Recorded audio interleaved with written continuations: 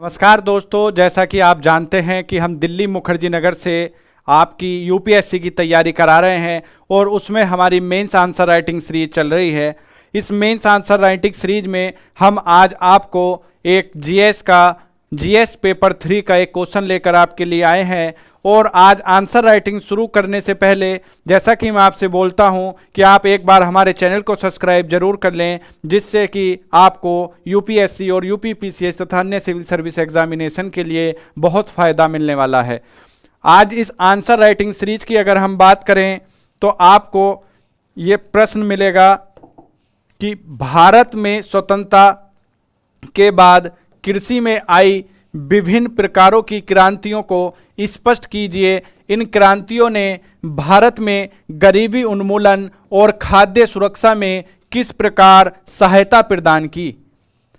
एक बार मैं आपको इंग्लिश में भी पढ़ के बता देता हूं कि explain various types of revolution took place in agriculture after independence in India, how these revolution have helped in poverty, all elevation and food security in India। ये यूपीएससी 2017 में पूछा गया सवाल है।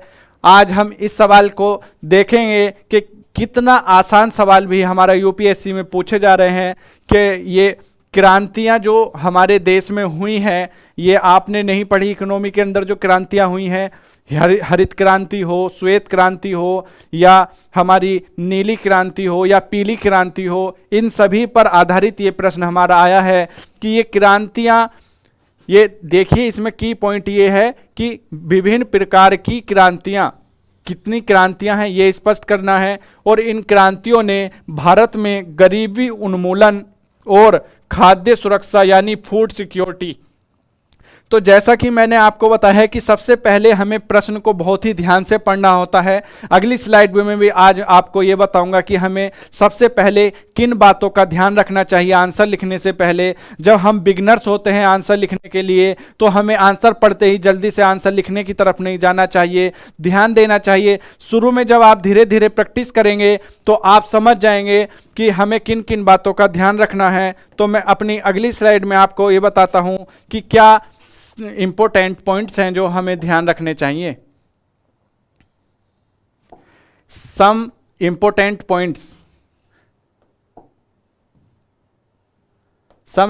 पॉइंट्स जो हैं आपको मिलेंगे कि प्रश्न को ध्यान से पढ़ें। सबसे पहले प्रश्न को ही ध्यान से नहीं पढ़ते हम लोग, और उसके बाद है कि प्रश्न की डिमांड को समझकर उसी पर फोकस करें। प्रश्न की क्या डिमांड है, हमें इस पर फोकस करना होता है। और इसके बाद कीवर्ड्स जो मैंने अभी आपको पॉइंट आउट करके दिखाए थे, कीवर्ड्स को अंडरलाइन करना होता है। और इसके बाद अगर मैं बात करूं तो हमें ध्यान रखना होता है शब्द सीमा का, यानी ये 150 वर्ड का है, कहीं हम इसके लिए 160 तो नहीं दे रहे हैं।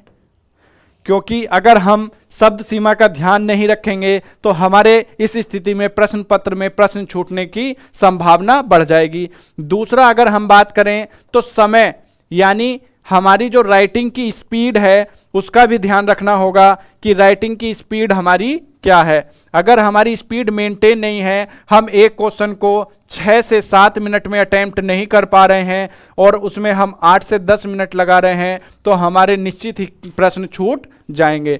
तो आइए अब ये सारी बातें ध्यान रखते हुए मैं आपको इस प्रश्न का उत्तर जैसे कि रोज ही कराता हूं उसी तरह से बताऊंगा कि सबसे पहले हमें क्या करना है। एक भूमिका लिखनी है। भूमिका के बाद, ये भूमिका में स्वतंत्रता प्राप्ति के बाद भारत में अनेक समस्याओं को हल करना था।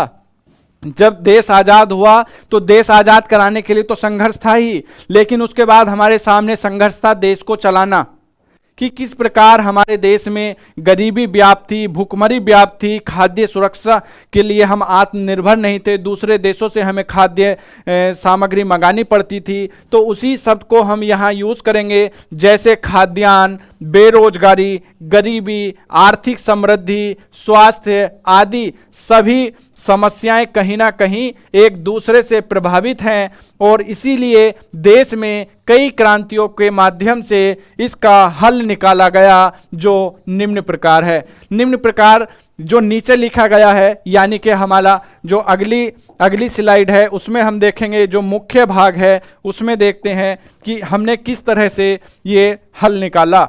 हरित क्रांति सबसे इंपॉर्टेंट है हमारी, आप जानते होंगे, पीटी के लिए भी, मेंस के लिए भी, यूपीएससी के लिए भी और यूपी पीसीएस के लिए भी।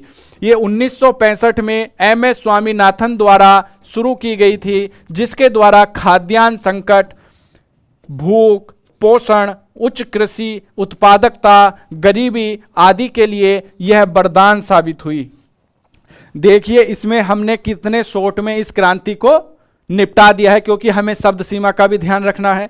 और ये देखिए कि इस एक हरित क्रांति से हमारी कितनी सारी समस्याएं हल हुई, क्योंकि जब हमारे देश में उत्पादन क्षमता बढ़ेगी, उत्पादकता बढ़ेगी, तो हम अच्छे से खा पाएंगे, पोषण हमें प्राप्त होगा। और उसके बाद की अगर हम बात करें तो श्वेत क्रांति हमारी इंपॉर्टेंट है। दूसरे नंबर पे सबसे इंपॉर्टेंट कौन सी है? श्वेत क्रांति, जो 70 के दशक में ही डॉक्टर वर्गीस कुरियन के द्वारा शुरू की गई थी। और इसका परिणाम स्वरूप देश की अनेक समस्याएं, जैसे कि पोषकता, दूध पिएंगे तो हम पोषक मिनरल्स हमें मिलेंगे, बेरोजगारी, जब हमारी डेयरी फॉर्म्स हमारे जब जनरेट होंगे तो किसानों की आय भी बढ़ेगी, जो बेरोजगार हैं उनको रोजगार मिलेगा, और इसके बाद ही कृषकों की आय में बढ़ोतरी आदि का हल निकला।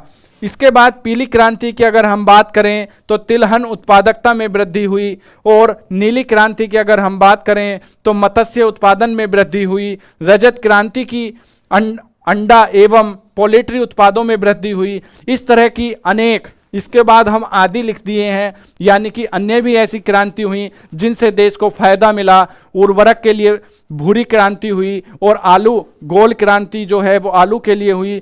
तो इस तरह की जो हमारी क्रांतियां हैं, हम उसका यहाँ पर संक्षिप्त में परिचय देते हुए, अपने शब्द सीमा का ध्यान रखते हुए इसका एक अच्छा सा निष्कर्ष देंगे, और इसी के साथ हमारा आंसर कंप्लीट होगा। ये निष्कर्ष देख लेते हैं कि निष्कर्ष में क्या लिखना है। निष्कर्ष में लिखना है कि अतः उपरोक्त सभी क्रांतियों के माध्यम से किसानों को अतिरिक्त आय प्राप्त हुई तथा उत्पादन क्षमता में भी वृद्धि हुई। जब उत्पादन क्षमता बढ़ी तो किसानों की आय भी बढ़ी, बेरोजगारी भी घटी, और क्या है कि पोषणता भी बढ़ी, और हमारे देश में देश की आर्थिक स्थिति भी मजबूत हुई, क्योंकि भारत एक कृषि प्रधान देश है, जिससे कच्चे माल की बढ़ोतरी के कारण खाद्य प्रसंस्करण उद्योग को भी अवसर प्राप्त हुए। खाद्य प्रसंस्करण उद्योग, रोजगार का सृजन हुआ तथा गरीबी उन्मूलन में यह सहायक साबित हुई। तो इस तरह से हमारा जो एक संक्षिप्त उत्तर, सारगर्भित उत्तर होना चाहिए, मैंने अपनी तरफ से लिख के दिखाया है। इसे आप और मॉडिफाई करेंगे और अच्छे से लिखेंगे। डेली आप जो प्रीवियस ईयर के क्वेश्चन हैं उनकी रीडिंग करिए, अपने सिलेबस की रीडिंग करिए। जैसा कि मैं बार बार बताता हूँ, डायरेक्टली आपको वहाँ से क्वेश्चन मिलेंगे। तो आज का ये हमारा प्रश्न यहीं पर पूरा होता है, और फिर हम अपने नए प्रश्न के साथ आपको नई वीडियो में मिलेंगे। जब तक के लिए आप अपना ध्यान रखिए। बहुत बहुत धन्यवाद, और इसी तरह पढ़ते रहिए। बहुत बहुत धन्यवाद।